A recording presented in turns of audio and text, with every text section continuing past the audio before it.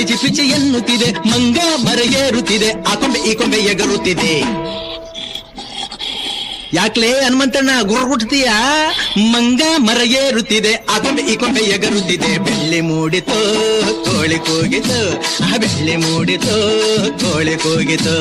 ಬಾನಾಗೆ ರಂಗು ಚೆಲ್ಲಿ ತೆರಾನೆರಿ ಸೂರ್ಯ ಬಂದ, ಬೆಳ್ಳಿ ಮೂಡಿತು ಕೋಳಿ ಕೂಗಿತು.